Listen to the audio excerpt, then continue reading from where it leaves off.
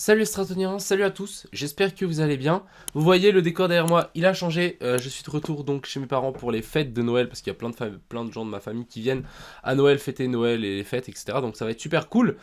J'espère que vous aussi prenez vraiment le temps, je pense, de vous déconnecter les charts. Je pense qu'il n'y aura pas de vidéo entre le 27 décembre et le 1er, étant donné que je serai à Verbier faire la fête.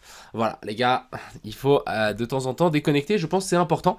Dans cette vidéo, on va bien évidemment parler du Bitcoin, l'Ethereum, le BNB, on ira faire un tour sur l'indice du dollar, le SP500, le Dogecoin aussi, donc je vous ai montré un petit trade on pouvait prendre hier. Il est toujours en cours, on l'a même plutôt bien parti. On va faire aussi un petit tour sur Twitter, j'ai des choses assez intéressantes à vous parler avec du coup les entreprises de mining de Bitcoin. Vous savez que un Bitcoin qui fait que chuter et l'électricité qui monte dans certains pays, bon pas tous, mais du coup on peut avoir quelque chose qui peut un peu avoir une friction, et on ira bien évidemment voir les liquidations comme d'hab. Enfin bref, pas grand chose s'est passé depuis hier, mais on aura quand même quelque chose d'assez intéressant et plusieurs setups à vous montrer. Je pense qu'il y a plusieurs trades à prendre avec ce qu'on est en train de faire. Enfin bref, j'espère que cette vidéo vous plaira, je vous souhaite à tous un excellent visionnage, et puis on est parti. Crypto, million. Crypto, million. Crypto, million. Commençons par Twitter et du coup la news qu'on a une potentielle entreprise donc de mining de Bitcoin qui est en train de faire faillite. Ils ont du coup ils sont en train de remplir leur fiche de banqueroute. Ce qui est assez intéressant, c'est qu'ils ont dit que jusqu'à temps qu'ils fassent faillite, ils vont continuer à miner du Bitcoin. Ce qu'il faut savoir avec ce fameux Bitcoin, c'est que actuellement tous les jours, il y a environ entre 140 et 150 Bitcoins qui sont émis tous les jours. Ce qui fait environ 2,5 millions au prix actuel. Donc c'est quand même une vente, il y a une pression vendeuse tous les jours de 2,5 millions. Si les mineurs vendent directement leur Bitcoin pour payer leur électricité.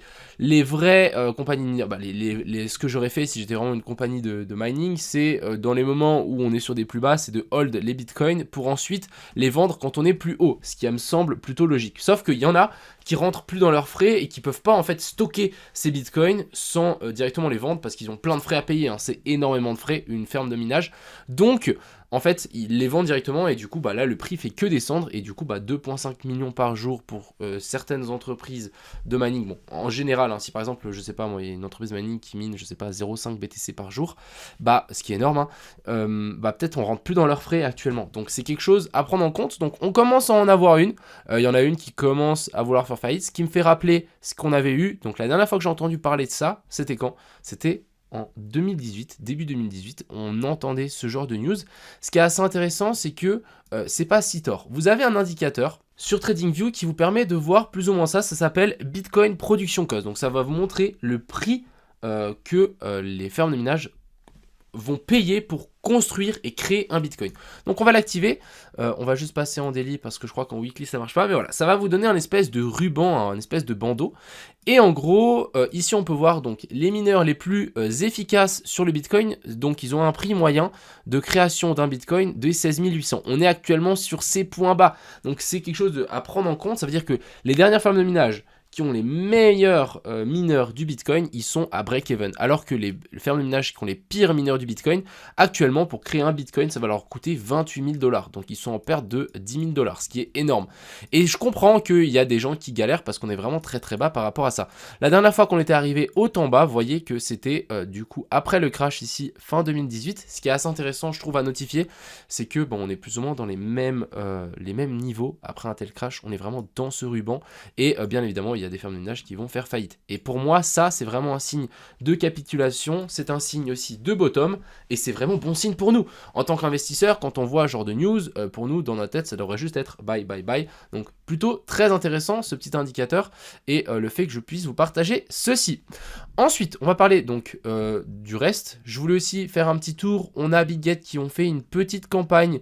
Donc si vous inscrivez, vous pouvez gagner, vous gagnez en fait 30 $ de bonus de trading, donc vous allez pouvoir directement trader avec 30 $ qui sont pas forcément de la vraie argent. Par contre, les gains que vous allez récupérer avec ça, vous allez pouvoir le retirer, etc. Donc ça, c'est plutôt pas mal. Et ensuite, vous allez pouvoir vous partager 50 000 $ si vous tradez au moins 2 000 $ en futur, ce qui est plutôt pas mal. Il suffit de passer par mon lien en description pour les gens qui n'ont toujours pas de compte. Et aussi, deuxième truc, si vous n'avez pas de compte Swissborg, en tout cas, je parle vraiment plus pour les Suisses, mais c'est super pratique. En tout cas, moi, j'utilise Swissborg pour transférer mes cryptos des crypto-monnaies en francs suisses parce que j'ai pas envie d'envoyer des euros, etc. sur mes comptes. J'utilise ça voilà, et du coup actuellement ils ont un x2, donc toutes les nouvelles personnes qui peuvent s'inscrire, vous allez gagner un coupon. Donc ce coupon c'est entre 2 et 200 $ en CHSB, donc il faut au moins déposer 100 €, ouais excusez-moi c'est des euros, mais au moins 100 € sur votre compte, et ensuite vous allez avoir un ticket à gratter, et ce ticket à gratter actuellement c'est en x2, donc du 20 au 27, voilà, je voulais juste vous passer l'information si ça vous intéresse. Passons aux choses sérieuses. On a eu cette petite analyse, donc Crypto Rover, bon c'est un peu un moon boy, hein, les gars, il dit tout le temps que ça va monter, ça va monter, ça va monter. En tout cas les débutants, ne l'écoutez pas, écoutez pas ces gens qui disent que ça va que monter, parce que ils ont tort. Ce que je trouvais assez intéressant ici, c'est que en dessous on a le RSI en weekly, et on a une jolie trendline qui nous fait donc 3 points donc qui sont touchés, c'est plutôt pas mal. Et du coup maintenant il faudrait une cassure. Si en vrai ici on peut avoir une cassure au-dessus de cette ligne rouge, ça pourrait être vraiment extrêmement bullish. Bon pour le moment c'est pas le cas, mais on en est pas loin et je pense que ça va pas tarder, et je pense que ça peut être un signal acheteur mais ultra violent. En tout cas ça c'est quelque chose que je vais prendre en compte dans mes analyses, mais cette trendline ici en weekly est vraiment ultra puissante, et ça peut vraiment nous faire un signal retournement haussier. C'est, je pense, en premier temps le RSI qui va nous donner le signal d'achat que les bougies en elles-mêmes sur la chart, et ça c'est quelque chose à prendre en compte. C'est un indicateur qui va nous faire qui va nous avancer en fait notre position, donc c'est quelque chose à prendre en compte. Je pense que ça vaut la peine de, si vraiment ça casse vers le haut, en tout cas moi je rechargerai, je pense que je vais acheter un bitcoin, au moins que j'en ai un quoi, histoire que si vraiment ça monte vraiment très haut, que je garde 10 ans, vous voyez je mets dans une ledger, et je garde 10 ans, je pense que ça peut valoir la peine.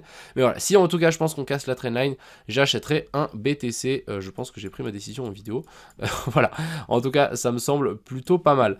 Je voulais aussi vous montrer, donc petite analyse ici de Folis sur le Litecoin, très cool, on est venu chercher la zone de POI ici.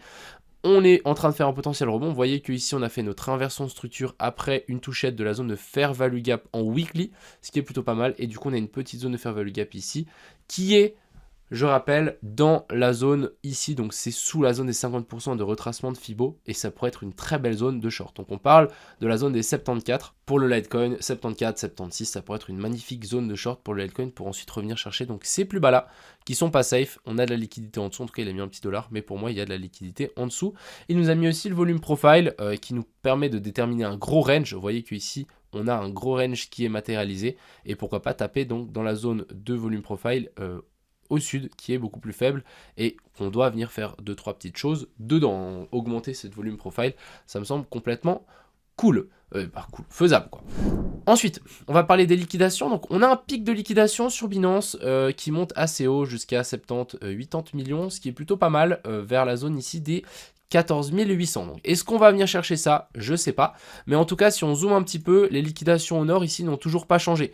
Pour moi, on va forcément venir grimper, chercher tout ça avant de rechuter et récupérer les liquidations qu'on a au sud. Donc actuellement, j'ai l'impression qu'on est un peu dans un no man's land. On ne sait pas si on va monter ou descendre. Donc pour moi, il y a deux scénarios. Soit le scénario, on monte directement, taper l'order block, on récupère les stop loss ici en dessous et ensuite on s'inverse. Deuxième scénario, c'est on redescend, récupérer ici le petit spike vers la zone des 16 600, quelque chose comme ceci. Récupérer la zone de fair value gap, zone de POI qu'on a là. Donc on redescend jusqu'ici.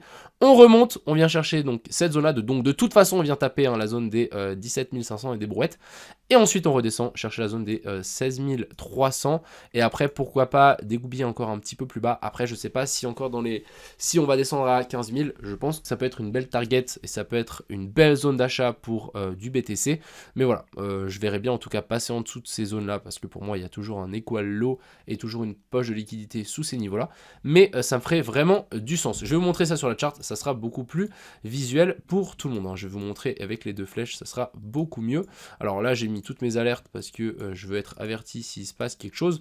On va juste zoomer. Donc faisons un petit débrief. Donc depuis hier je disais qu'on avait un boss qui s'était formé ici, ce qui était plutôt pas mal. Maintenant ce que j'aime et ce que j'apprécie beaucoup, c'est que on a notre boss qui s'est formé par rapport à ce sommet là.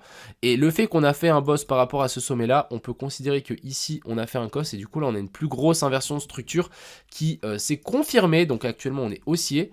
Et vraiment pour moi un bottom et un plus bas ici c'est qu'une question de temps. Donc soyez patients les amis, Tout arrive à un moment ou à un autre, mais soyez clairement patient. Pour moi ici on est toujours en train d'accumuler les liquidités en dessous, on est aussi en train d'accumuler les liquidités au-dessus, donc soit on grimpe jusque là-haut et ensuite on s'inverse beaucoup plus bas.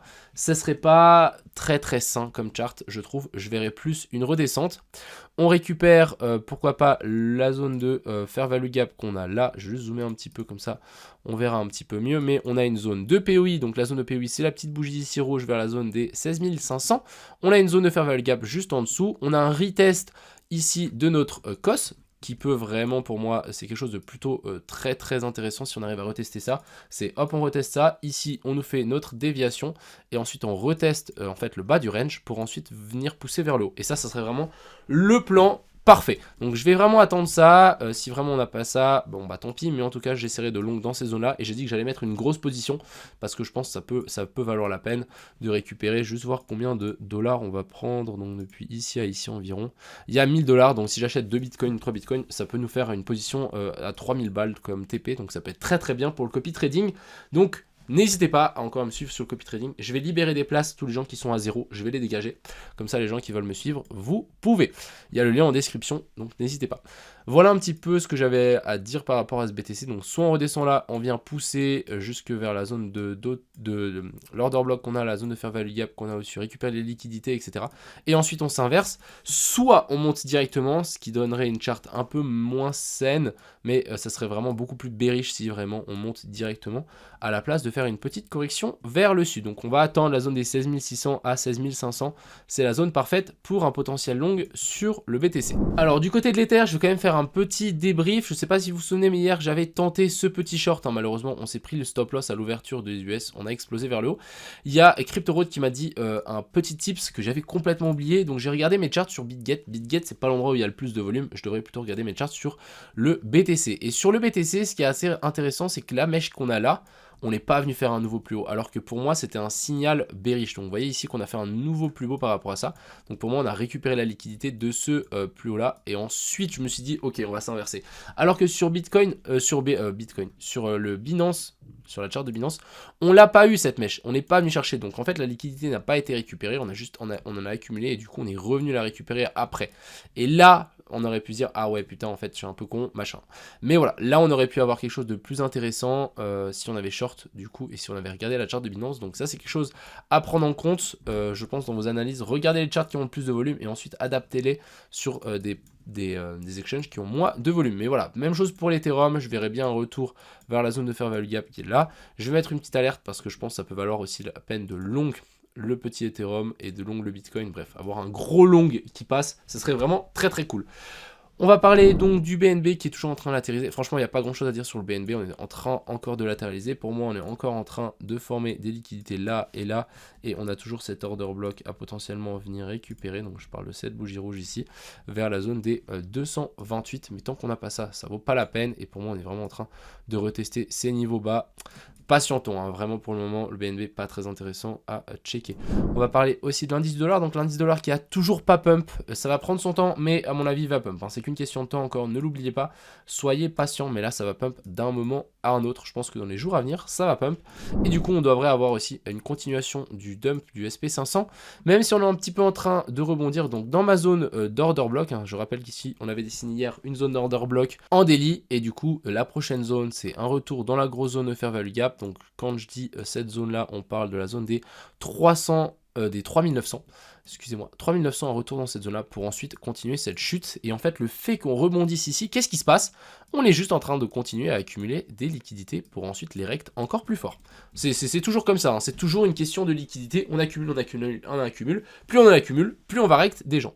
Et on va finir par le petit Doge. Donc le Doge, la position ici on avait TP, hein. Je sais pas si vous vous souvenez, hier aussi je vous ai partagé cette petite position. Donc hier en vidéo je vous avais dit que là on avait une zone d'order block dans laquelle on devait venir retoucher, donc je vais juste mettre OB. On avait aussi la zone OTE qui était là, donc on va juste la mettre comme ceci. La zone OTE qui était ici, on avait mis une autre entrée entre les deux qui était plutôt une belle entrée, et du coup on avait target ces sommets là, donc on a une petite zone d'equal high à venir récupérer, des liquidités à prendre, et du coup on avait un 2R plutôt sympathique. Voilà un potentiel trade qu'on aurait pu prendre. Après ici une inversion de structure, un changement de caractère qui s'est formé en plus petit time frame. Mais pour le moment, le trade que je vous ai montré hier, il est gagnant. Donc j'ai rien à dire, voilà, ma vidéo, normalement, vous a fait gagner de l'argent hier, si vous avez bien tout suivi. Voilà un petit peu, on va juste faire un petit tour aussi pour finir sur ce BTC. Je vais vous montrer un petit plan que CryptoRoad nous a partagé aussi, je trouvais ça super intéressant. CryptoRoad, hein, c'est un gars sur Twitter, c'est un pote à moi, il est super balèze, donc de temps en temps, je pique ses analyses. Je pense que tout le monde devrait faire pareil. Mais en gros, on a en fait ici, vous pouvez voir qu'on a un petit equal high. Donc en gros, ici, on a une petite poche de liquidité. Ici, on est venu récupérer pas mal de stop loss. Hein. Jusqu'ici, pour moi, ça suffit. Là-haut, ça peut encore garder les liquidités. C'est pas grave. Hein. Que on chute ici, comme ça les gens short, ils mettent leur stop loss là, ça fait une accumulation de liquidité et quand on repartira vers le nord, ça sera juste encore plus violent. Maintenant, ce qui est assez intéressant, c'est que on devrait avoir des stop loss qui s'accumulent là et un petit equal high qui nous fait un petit aimant et on veut que le marché pousse jusque dans cette zone là. Donc, ce qui sera assez intéressant, c'est pourquoi pas mettre un short sur les stop loss des gens qui ont mis les stop loss là. On met un stop loss au-dessus de cette mèche là et ensuite on essaie de target, je sais pas, les zones de fair value gap qu'on a. Et là on peut avoir par exemple un ratio de 2. Je pense que ça on peut peaufiner, moi je vais patienter. On a une petite zone de fair value gap aussi en 15 minutes. Je vais patienter, j'attends la mèche. C'est pour ça que dans cette charte là j'ai mis plein d'alertes. Parce qu'en fait, je veux alerter au moment où on passe au-dessus de ces zones-là. Mais on va simplement patienter. Et si on a quelque chose d'assez intéressant, on arrive là, petite inversion de structure, etc. Je tenterai ce short-là avec un stop-loss un petit peu plus serré. Mais voilà un petit peu le plan. Et ensuite, on essaie de relong là. On réessaye de reshort sur les niveaux plus hauts. Et ensuite, on essaye de reshort pour des niveaux plus bas. Voilà, j'espère que cette vidéo vous a plu. Vidéo un petit peu plus complète. Dites-moi en commentaire si ça vous plaît. J'essaye aussi de parler un petit peu plus lentement pour que ça soit compréhensible pour tout le monde. Et je vais essayer de revenir plus souvent sur des concepts, sur des compréhensions de marché, lecture de marché, etc. pour que tout le monde puisse comprendre. Et l'objectif, c'est que ensuite vous n'avez plus besoin de regarder mes vidéos. Hein. C'est vraiment ça l'objectif à long terme. Et que vous puissiez prendre vos propres trades tout seul. Enfin bref, voilà un petit peu. N'hésitez pas encore une fois à passer par pour avoir tous les bonus sur BitGet et Swissborg. Tout est en description. Et puis moi, je vous souhaite à tous un excellent fin de semaine. Une excellente fin de semaine. Enfin bref, profitez bien de votre famille et à plus.